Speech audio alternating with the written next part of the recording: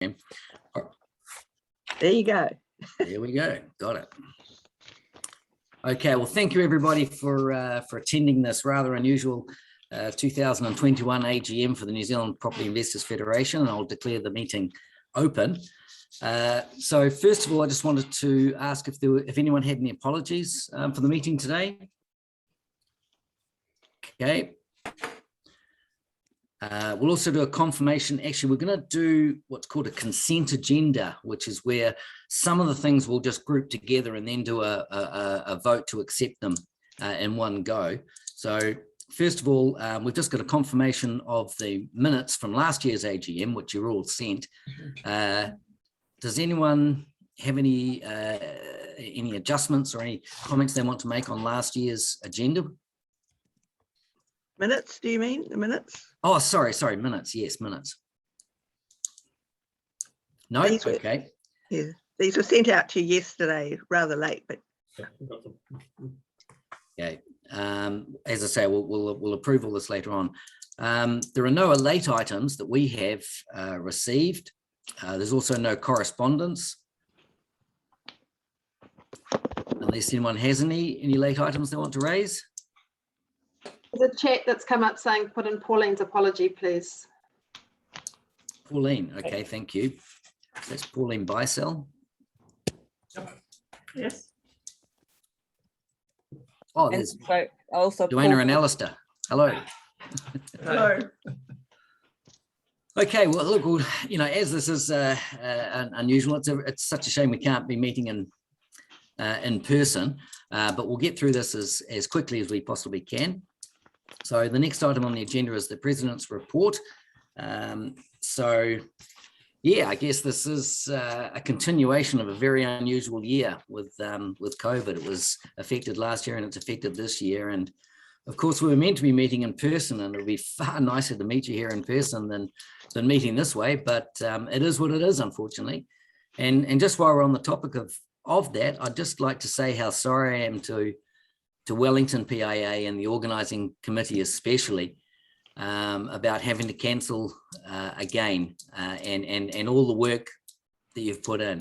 We really do appreciate it, and we're just all very, very sorry that we couldn't come to your great city and have that conference in person. Yeah, it was just a great shame.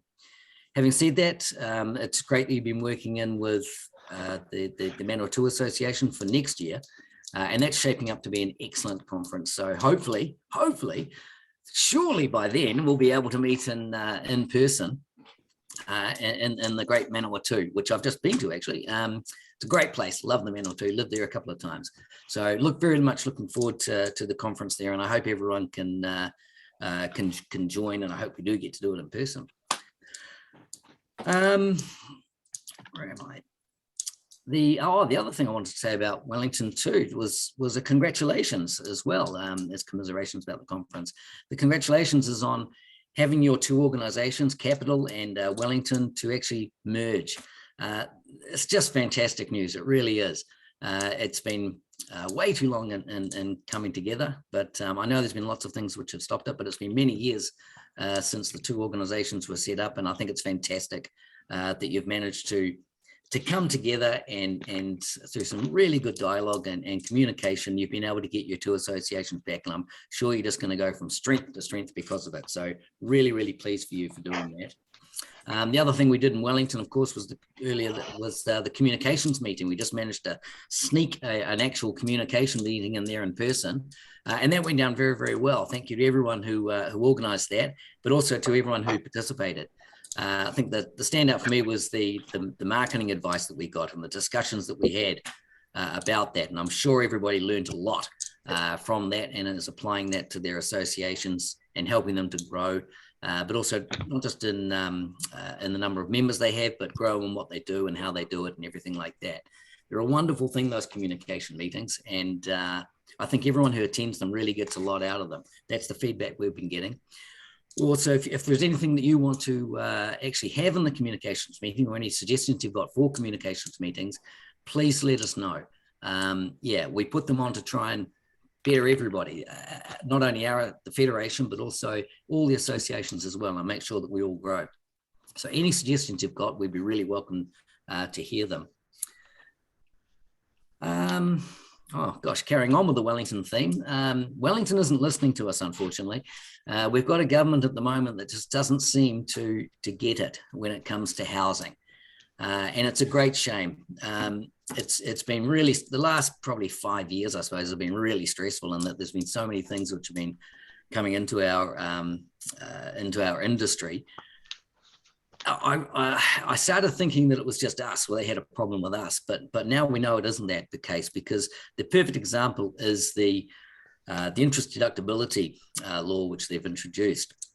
Sharon and I had worked on what I thought was an excellent strategy. It was well researched, it was reasoned, and it showed just the shortcomings of it and how it wouldn't achieve what they wanted to achieve, and will in fact hurt the people who they're trying to help. That is first-time buyers. We didn't think they were going to talk to us, but so we actually reached out to a tenant group and a first-time buyers group to see what they thought about it, and we put forward our ideas. They agreed with our ideas, and they actually supported us in going to government with a letter outlining what we thought was wrong with the idea and why we didn't think it would help not just rental property providers, us, but also tenants, how it would adversely affect tenants.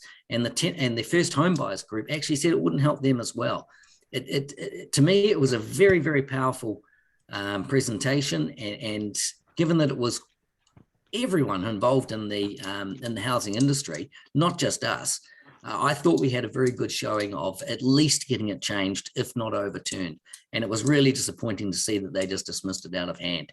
But we will have to keep going, and Sharon will be talking a lot more about that later on in her presentation.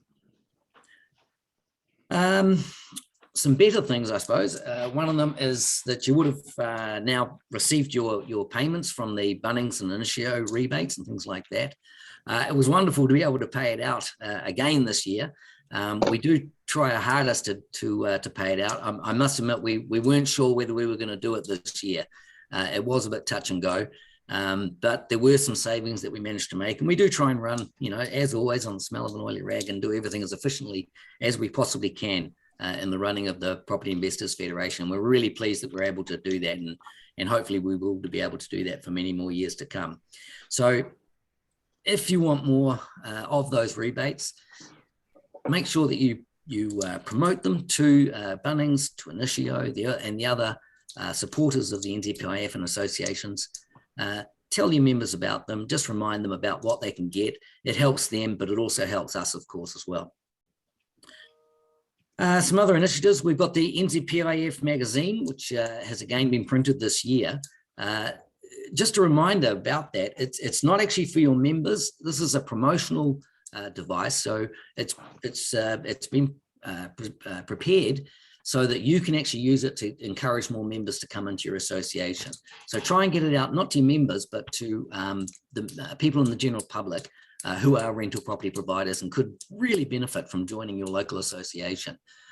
Suggestions are that it could go to accountants' offices, lawyers' offices, even doctors' waiting rooms, anywhere where you might be able to find someone. Or if you've got someone, some way of specifically targeting rental property owners, try and get it into their hands as well, because it could be a great way of bolstering your membership. Some other initiatives this year, well, actually it was last year really, it was the education program, which was written by Peter Lewis. So thank you again, Peter, for that, putting that forward. Nice. Yeah. It's gone very, very well. It's been very well received. In fact, initially it was so well received that we had to limit places to it. We now think we've got most associations who have been able to promote them to their members and get their members through it. What we'll be doing now is actually using it as a promotional tool in order to get more members for our associations. The price of actually doing the course, if you're not a member, is $300. I think it's $300. Is that right, Peter? Oh, never mind. Don't worry. It's about $300 anyway. It's currently $300. It was designed to be set at just above the highest level of any PIA.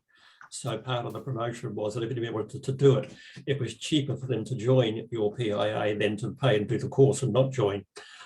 Since then, of course, Auckland, being money hungry and greedy Aucklanders, have now put their sum up. Thank you, Amanda. And so that's now about 300. So as from the end of this year, it will actually be going to 350 rather from 300. So as I say, the emphasis is trying to use it as a tool to get members to join the association. And up to yesterday, I think we had succeeded on that. Yesterday, however, we did have one person that decided to pay and not join. I'm not quite sure why, but that was their decision. Yeah, so 300 now, 350 shortly. Oh, thanks for that. Gosh, yeah, look, I've got to say that I'm surprised that someone paid. I don't know why they didn't join. The whole idea of setting it at that, yeah, it was never meant to be a money-making exercise. It was always been to be a way of promoting professionalism within the industry, helping people to be more professional, but also to encourage people to join. So, yeah, that is surprising, but oh, well, we'll take the 300, I guess. So the next phase that we're going into now, that most members have had the opportunity to be able to undertake the education course, is that we're putting together, Sharon and Peter are putting together a marketing plan so that we can actually put it out into the more into the industry and try and encourage non-members to actually know about it, want to do it, and join their local association, because it's usually cheaper to do it that way. So that'll be another good initiative, I think. We also had this year the launching of the online tenancy agreement, which seems to be going extremely well. We'll of course be tweaking that. That's one of the advantages of having it online, is that it's not a printed form as we used to have. We'll be able to do that. This is free for members, so please promote it to your membership and let them know that it is available on the website. It's only available to members. So again, this is another way that another initiative that we're undertaking to make it to increase the benefit, the value proposition of actually joining a local association. We'll also be adding to this as well. We're doing a marketing plan to help promote that as well. And again, it's to encourage people to join their local association and remain as members as well. Retaining our members is a key thing that we can do. And the Nzpif is definitely looking at retention as a way of getting extra members and increasing our membership, as well as seeking new members. The next thing on the line is actually a property inspection tool or an app. And that'll be the next thing on after we've now got the tenancy agreement underway.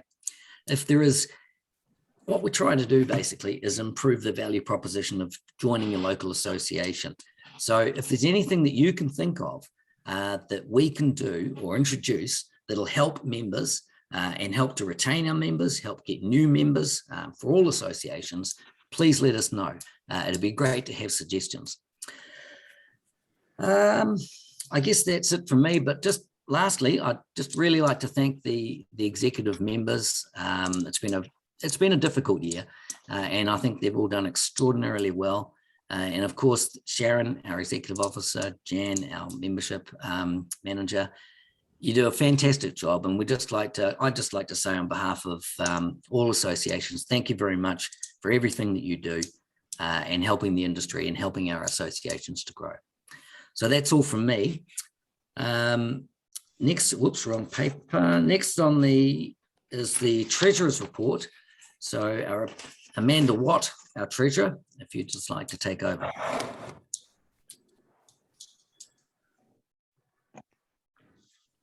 Have you unmuted yourself, Amanda? Yeah, I was just getting my screen there.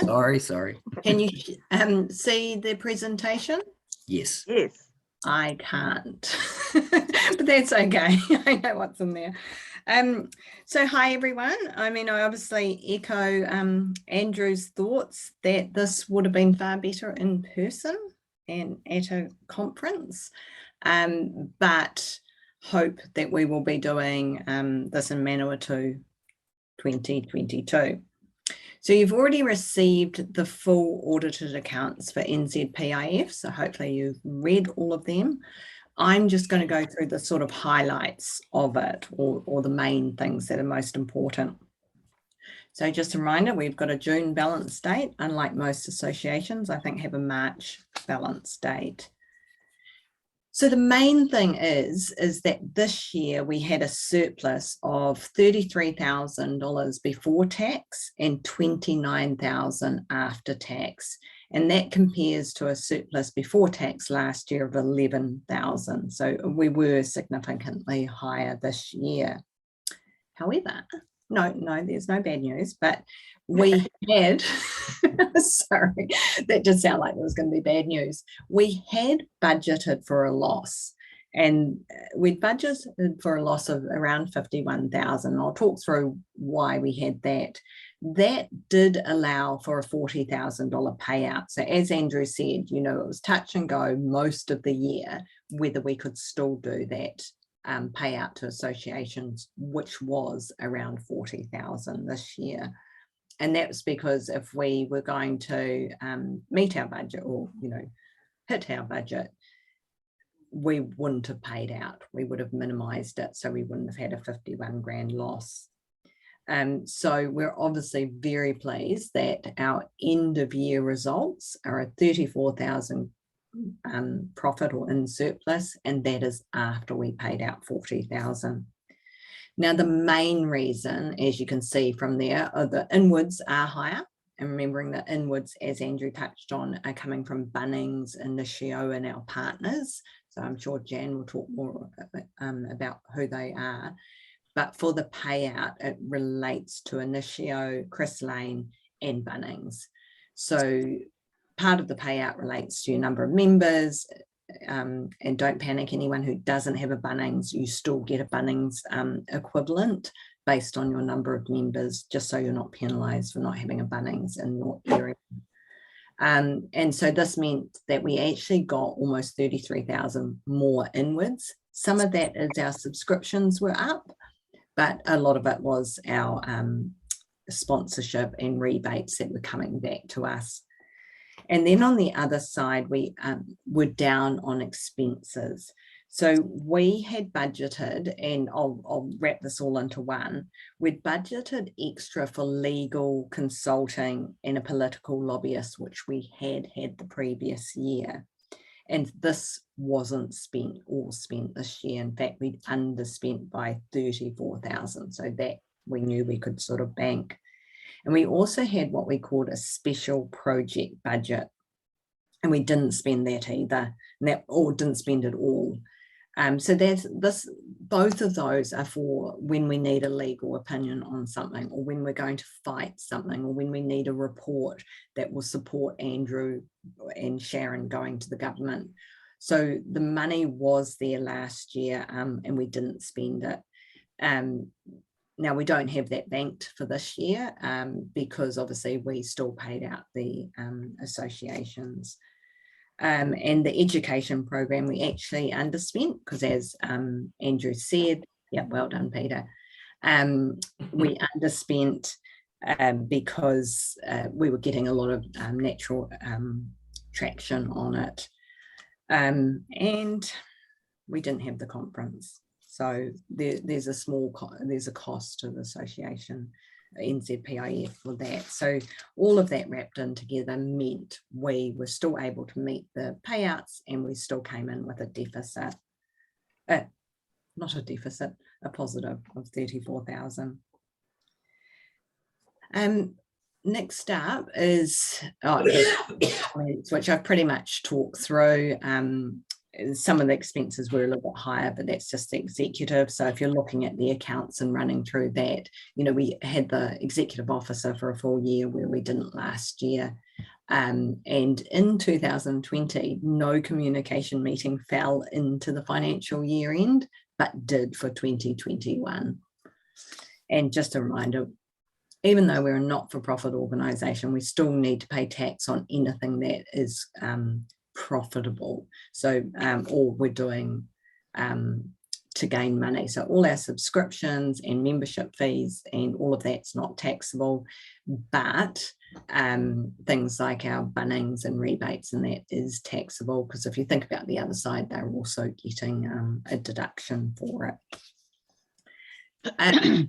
Our current reserves are up, and that's almost by 34,000.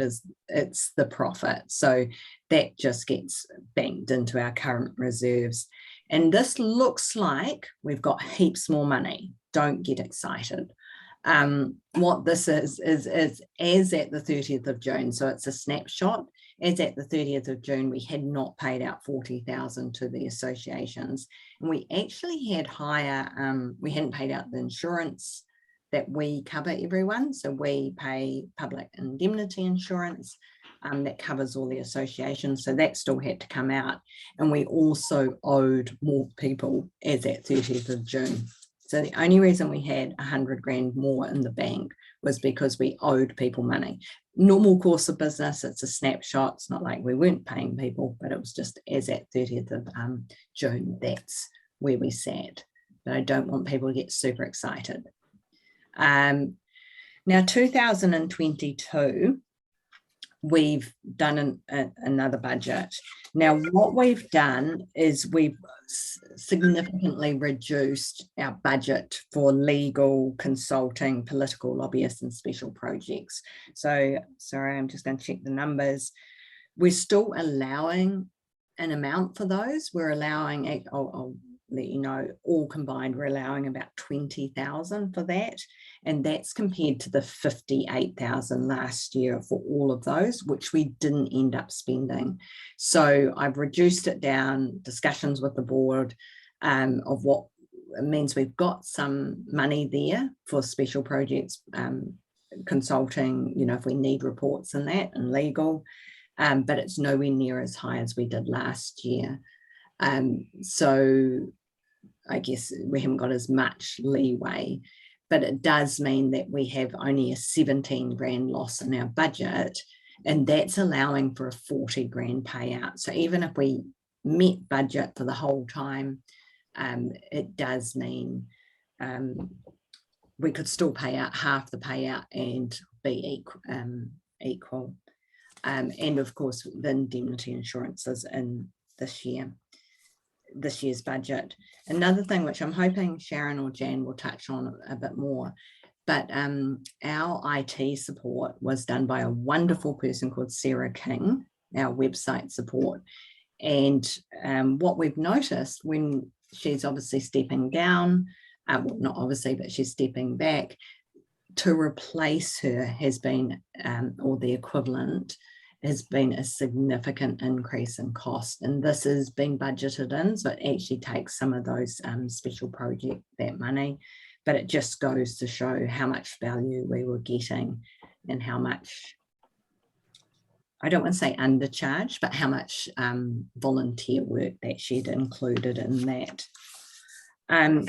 Oops, where's page 2? So obviously we will try not to have a loss this year, and often, you know, there are things that we will come in under. This does not allow an increase in membership or subscription fee.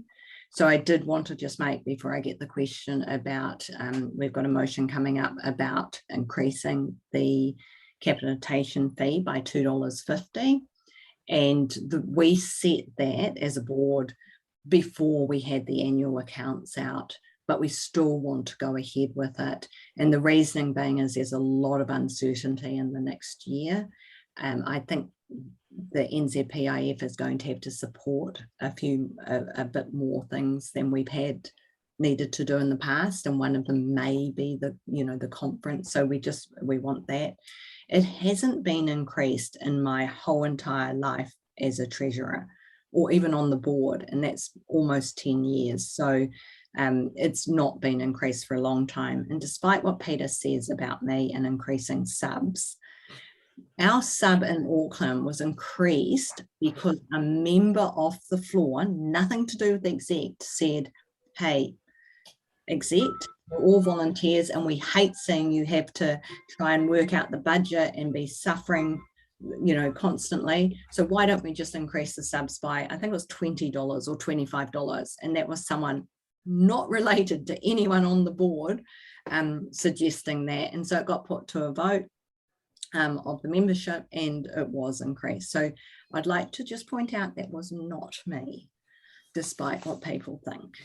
You're forgiven. Thank you, Peter.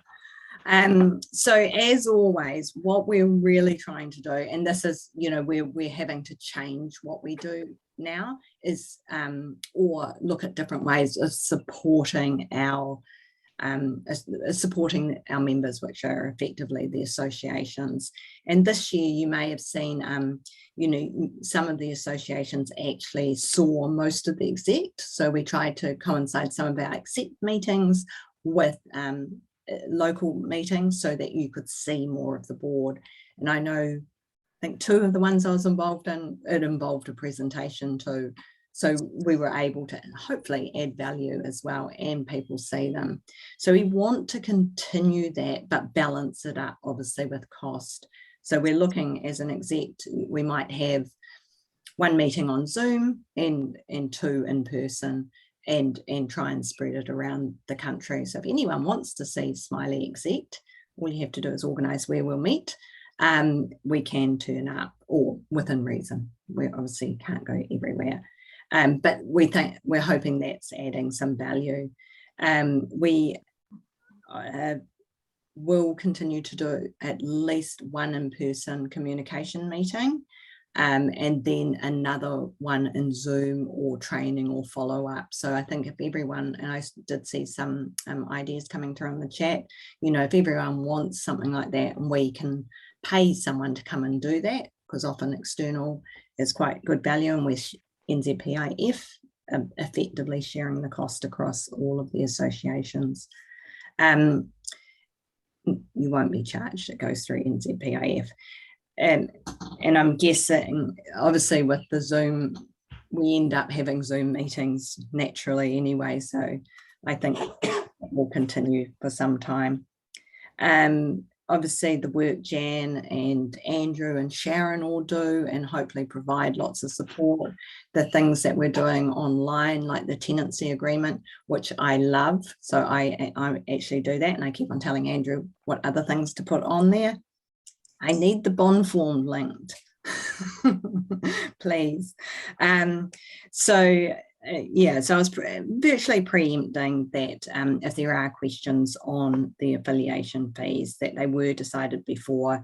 They were also, I think they're minimal. We are putting them off until April next year, and we indicated it a good couple of months ago, so that will give associations time to budget or put it into their budget. And of course, what we'll also continue to do is hopefully be able to return money back if people spend more money. So I've got a couple of motions to put forward. Do I do those now, Andrew? So the first motion is it's slightly out of order of the agenda, but the first motion is that it's number 8 on the agenda, is that the annual capitation fees per member be increased by $2.50 plus GST from the 1st of April. And just sort of giving a bit more information, that means it will go to $52.5 plus GST.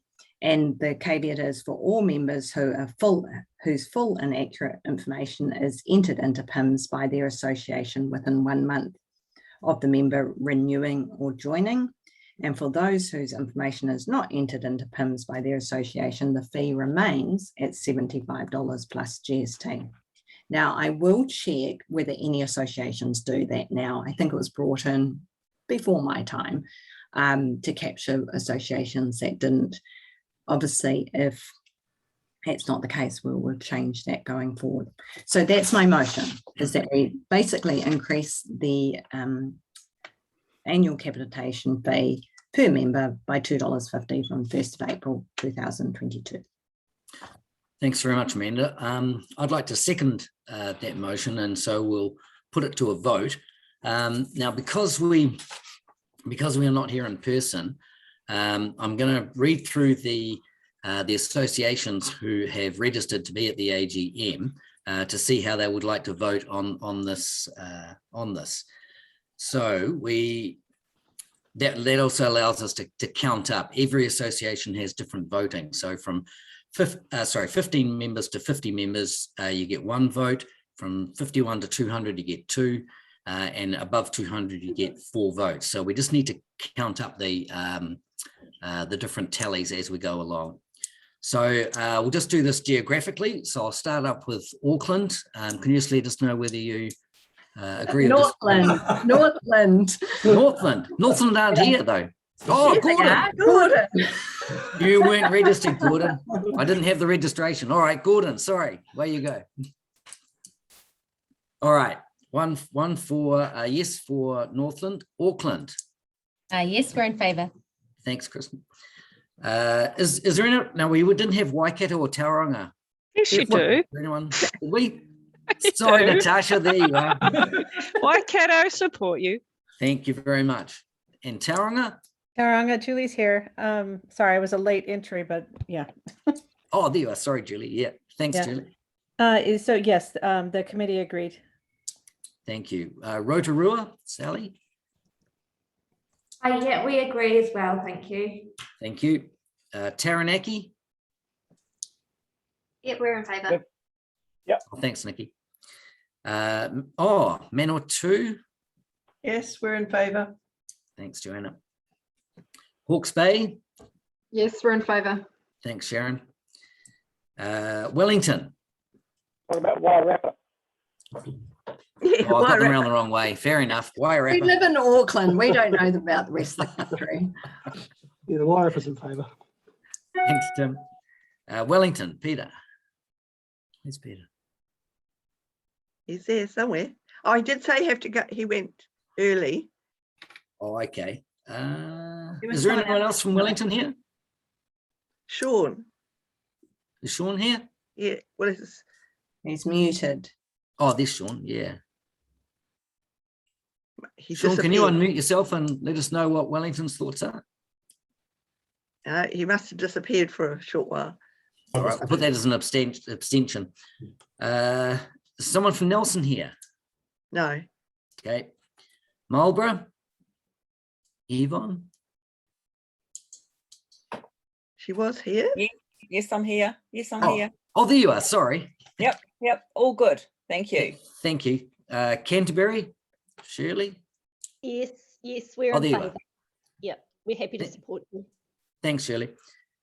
South Canterbury. Kerry. Yep.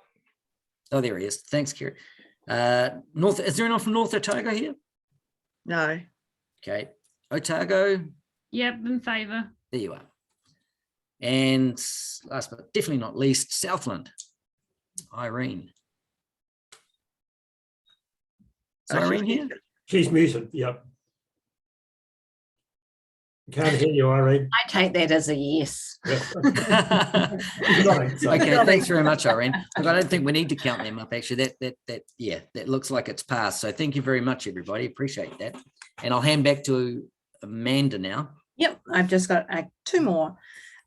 We would also like to thank our accountants, which are McKee Accounting. So they do our annual accounts for us, and our auditor, John Hooper. And I would like to propose that we reappoint John Hooper as the auditor. Are you taking over, Andrew, or am I? Can I have a Yep. seconder? Is there any, look, I think faster. Happy to Anyone second. disagree with that? Okay, anyone disagree? Who's the seconder? Andrew? Oh, I'll second it. Sorry. Yeah. Anyone disagree? All right, carried. Cool. In conclusion, I would like to move the adoption of my annual report together with the adoption of the 2021 audited financial accounts for the New Zealand Property Investors Federation. Okay, I'll second that again. And, oh, sorry, Peter. Peter put his hand up. He can second that. Again, anyone against? Carried. It helps that we mute everyone when we ask that. I'm joking, everyone, we did not. Anyway, that's me, Andrew. That's fantastic. And thank you very much again. Wonderful work, Amanda. Really appreciate it. Right. So next on the agenda, we have Sharon with her Executive Officer's report. Hi everyone. I'll go through a quick PowerPoint and there'll be some things that I can just go through. And those people that come along to my president's meetings will see some of these things anyway. So what a year. It has been really busy, as we all know, and especially with COVID thrown into the mix of things. Looking back, so Nzpif was mentioned in media, including TV, radio, newspaper, and industry letters, a total of 246 times. There's 12 property investor magazines, articles written, 16 media releases, articles produced for Otago Property Investors, Christchurch Property Investors, Juno Magazine, Up Magazine, and the Nzpif magazine. I've been featured in the New Zealand Herald, Bay Buzz, member newsletter, and the Building Officers Institute channel. All of these, I always try and take the opportunity of promoting local property investors associations. We've completed 2 surveys, and as when I go around the country speaking, thank you to those people that answer our surveys. They're really important for us. They help especially with our government lobbying side of things. I've held 8 presidents' meetings, and I've travelled to 15 associations. A few of those are twice when I was in town for other business, and 2 Zoom sessions with associations. This is an idea of some of the meetings. I've had privacy commissions, HUD, I've had lots of meetings with HUD, Inland Revenue, political parties, REINZ, Tenancy Services, Compliance Investigation Team, Tenants Protection, Renters United, Easy Rent, Empty Homes Project, Ready to Rent, Housing Coalition, Citizens Advice. This year we've had major changes. So in February, the introduction of the majority of the RTA amendments came through, and in July we saw the Healthy Homes Standards implementation. Submissions, so the last few months have been quite busy with submissions, design of the interest limitation rule and Brightline. Privacy Commission have asked us for a review of their policies for landlords and what information they can require from tenants. Housing and urban development, I've written in for that on the government policy statement on housing. Submissions were called really quickly for tightening the loan to value ratio. We didn't submit on this. I've read through all the documentation and I didn't think it was something that actually affects us as property investors. Very much towards first home buyers, but not so much towards property investors, which was good. And the latest thing that's just come through is the COVID-19 response management measures. I'm not too sure why they're bringing this in, if they think the vaccine will solve things and we'll get back to normal. I don't think we'll get back to normal, but anyway, they're pushing that through at the moment. We're given 5 days to do that submission, which isn't very fair, and 2 of those days are actually the weekend. So upcoming submissions. So we know that the Reserve Bank is going to ask for submissions on the debt to income. They've told us they will do that, which is good. I don't know when it will be released though. There's also more submissions required for tax deductibility. That'll be another one. I'm not too sure when that will be, and also the family violence that will come out in December. So that'll be something else that we'll be able to put in our thoughts on paper to them. So on the lobbying side of things, we've got good relationships with political parties and all the tenant groups, which is good. But as we know, this government has a set agenda and is ploughing ahead. I feel that if we weren't at the table though, things would be a lot worse for us as private rental property providers. So Andrew's mentioned these. We've got the Healthy Homes document that's now been developed for members, tenancy agreement, and there's also a motel style directory that you can customize for your tenants. So you can change it. It's got things like clocks on ovens, incinerators, little things like that. So you can actually go and customize it. So as I've said in my president's meetings, you can always tell your members about this so they can actually use these documents. That's the first flyer that we've seen that's just come out for Manawatu Property Investors Conference. Can't wait for it. Be great to see everyone again in person. There's a couple of things that have hopefully gone away. I'm not too hopeful, but I am thinking they might have. Warranty fitness, so it's gone really quiet on housing warranty fitness. Rental increases once per year per property, not per tenancy. This came out in the March 23rd announcements that they did. Nothing has happened since then. I don't think it will happen, but they did say that it was on the agenda. So let's hope. A few other things that we're working on and have been working on and still are working on some of those. Privacy commissions. Commerce Commission, healthy homes, we know the heating tool is a real problem. RTA changes, MET standards, Insurance Council, property managers, licensing of property managers, debt to income restrictions, interest-only loans, potential changes in the accommodation supplement, and income related rents.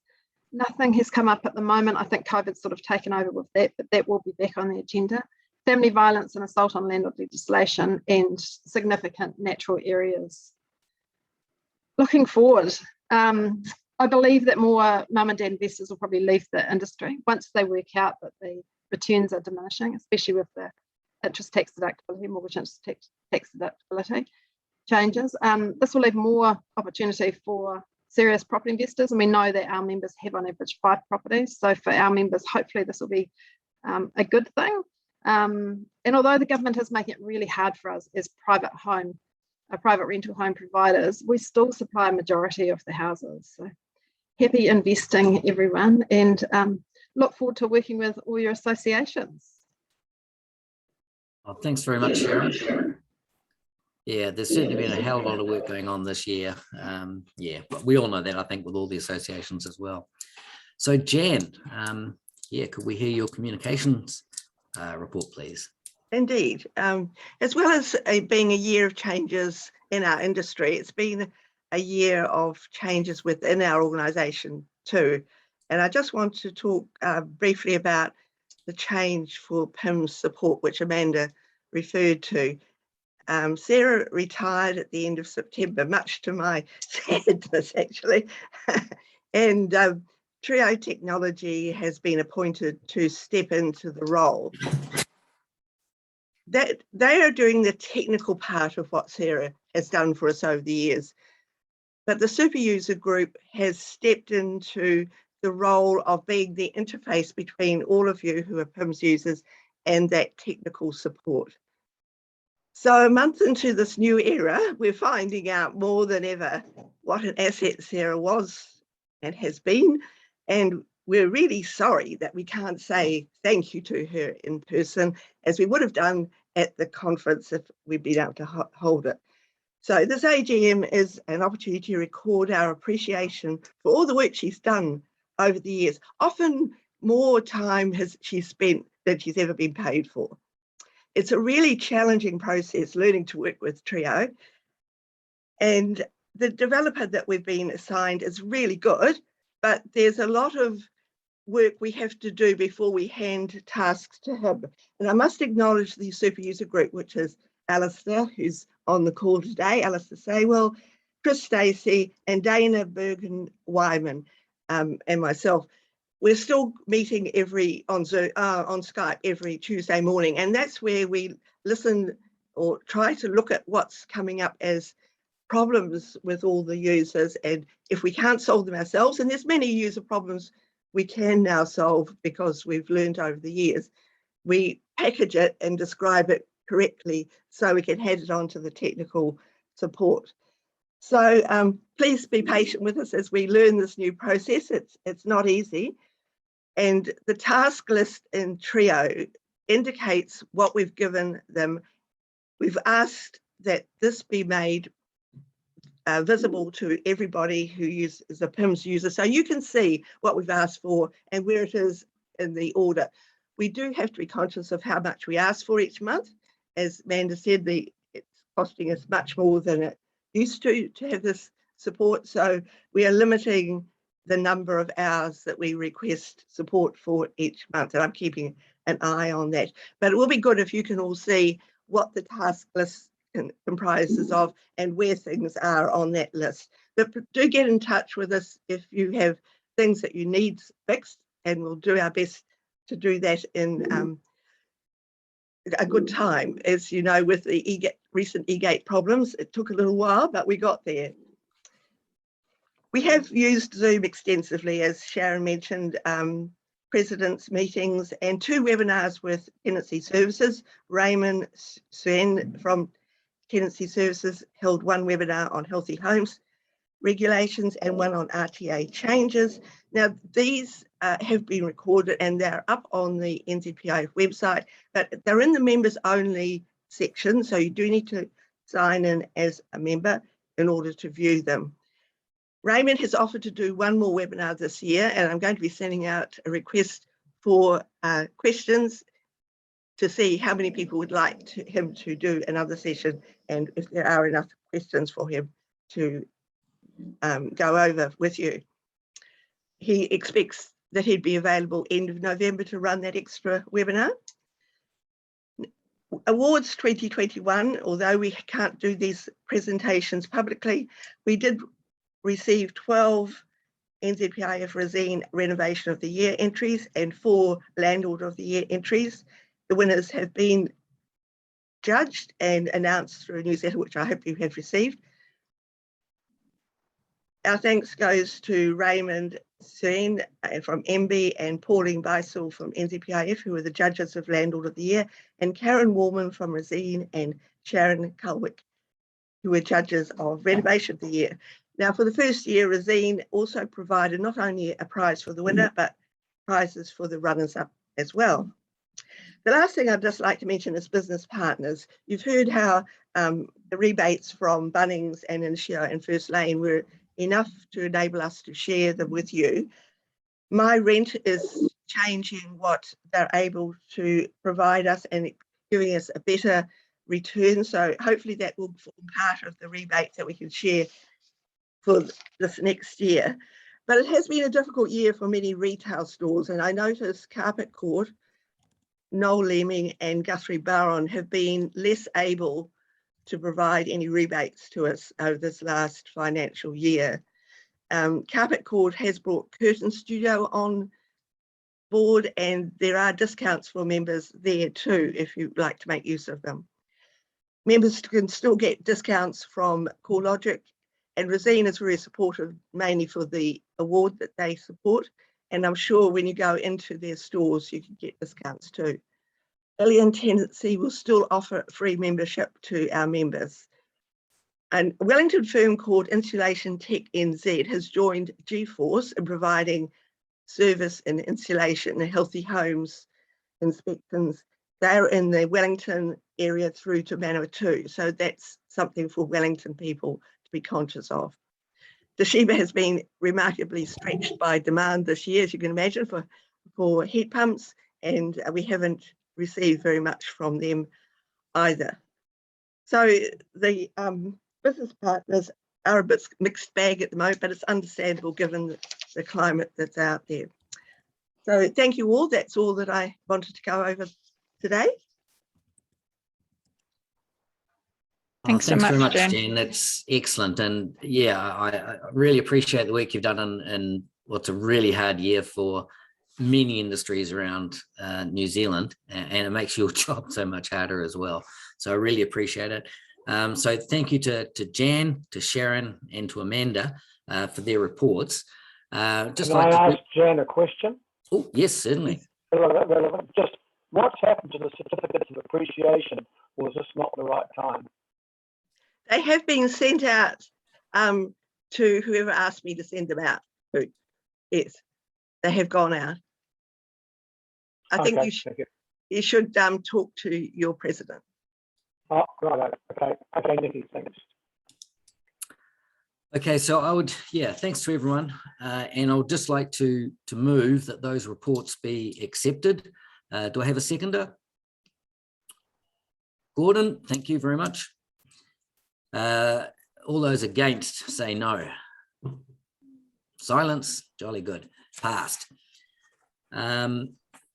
Just in that motion there, Andrew, we're also that the minutes of the previous meeting, we need a motion for that one. Just. Oh, I'm sorry. I meant to include that in the that was written in the consent agenda, wasn't it? Or do we do that separately? Well, that's now. We're just doing it now. Okay, so separate one. Okay. Yeah, just at the motion, but it can be under the same. Well, let's just with you and Gordon. Okay, cool. Thank you. Sorry, I lost my place now. Okay, so the last item for the AGM is the election of executive officers. I'm pleased to say that everyone who was in their current roles has actually agreed to stand again. So we have Treasurer Amanda Watt, Secretary Sue Harrison. Actually, thank you so much, Sue. I know that was a tough decision for you to make, so I really appreciate you having you on board. From the Northern region, we have Gordon Lambeth and Peter Lewis. For Central region, we have Pauline Bicel. We also have one person missing from a position available from the Central.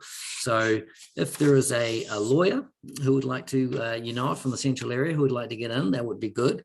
Or a marketing expert, that would be good.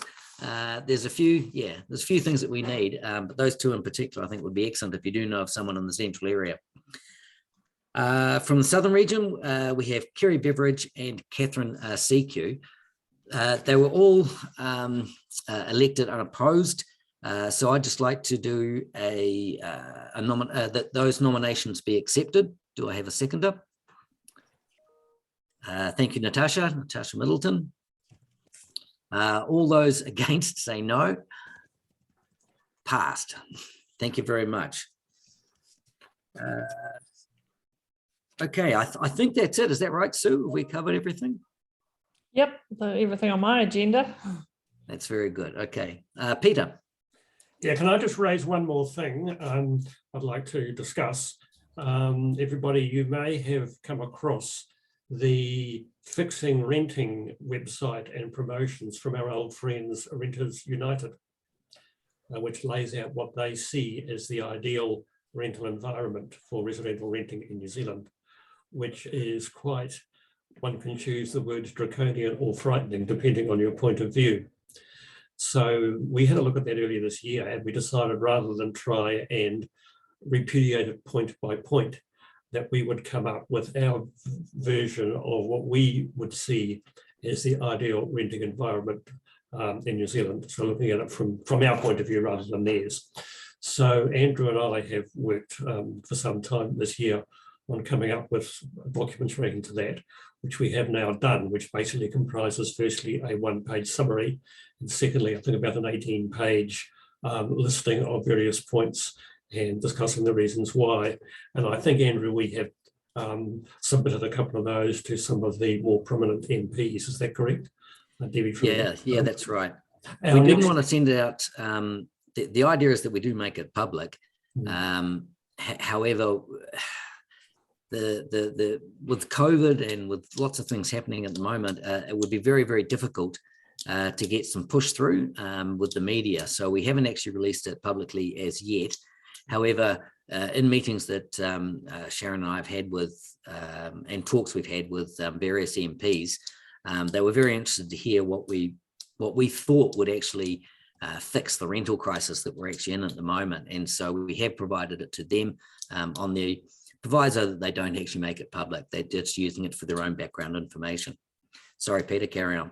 Yeah, so the point, I guess, that we do have this document, and if anybody does feel that they can utilise it in their relationships with various government departments or powers that be, this document is available, and we can forward it through to you if you have a good use for it, which more or less puts our point of view across as a comprehensive summary of what we see as a good setup that would solve a number of existing problems within the housing rental market. Any questions on that? Okay. All right. Well, again, thank you everybody for taking part in our AGM, this rather unusual AGM. It has been a difficult year, and I hope you're all safe and well and prosperous with your investments. And just don't forget that we provide a hell of a good and essential life service and providing homes for people to live in. And we should be very proud of that.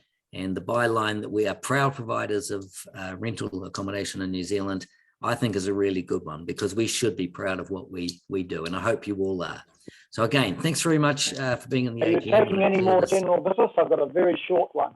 Oh, sorry, we did. I covered that, but never mind. Go on, Richard. Oh, I didn't hear you call it. Okay, look, so we've just done a little marketing thing that people might be interested.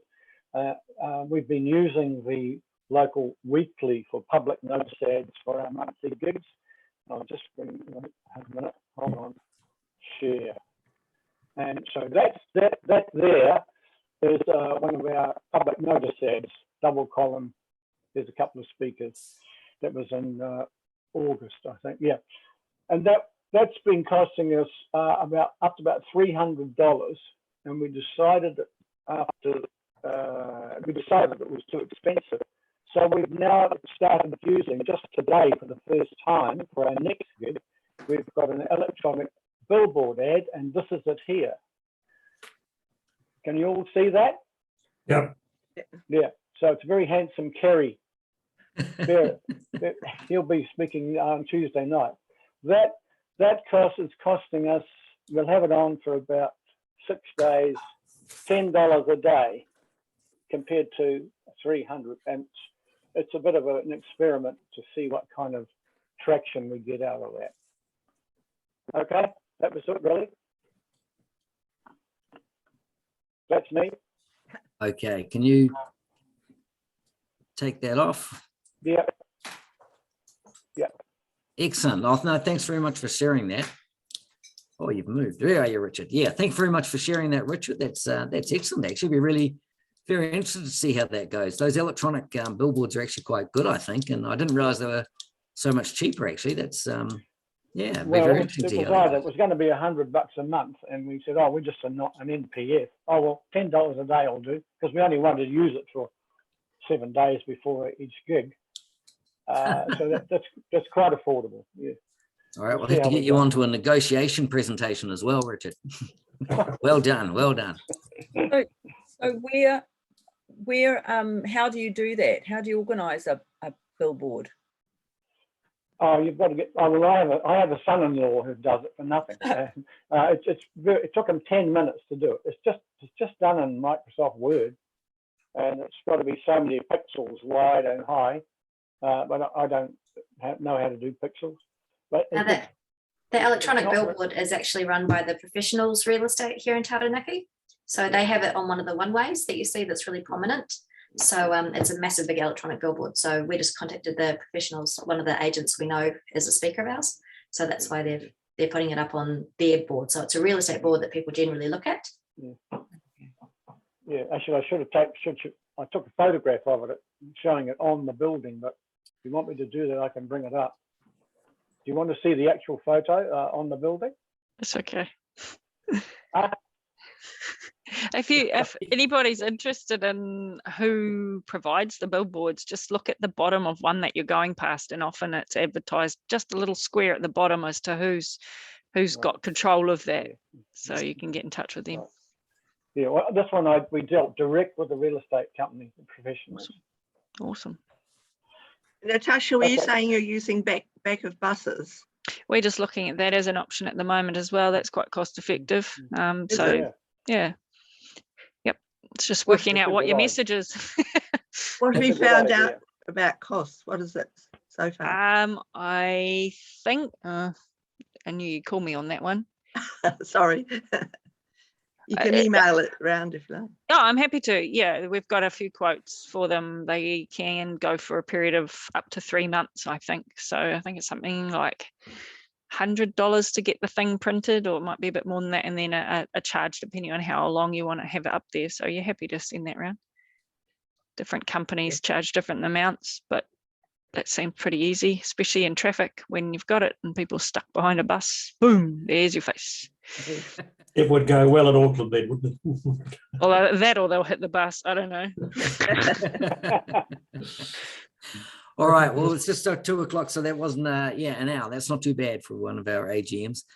So yeah, again, thanks everyone for taking the time out to join us for this AGM. Thank you to all the head office people too. Sorry. Thank you to the head office team. Thank you to the Wellington team. Yes. Thank you to the Wellington team. Yeah. Sorry, the head office team. Can't hear you too well, Richard. It's distorting a little bit. Yeah, sounds a bit. Yeah. Anyway, thank you very much, everyone, and I hope you have a good weekend. See you later. Bye. Thank you. Bye. Thank you.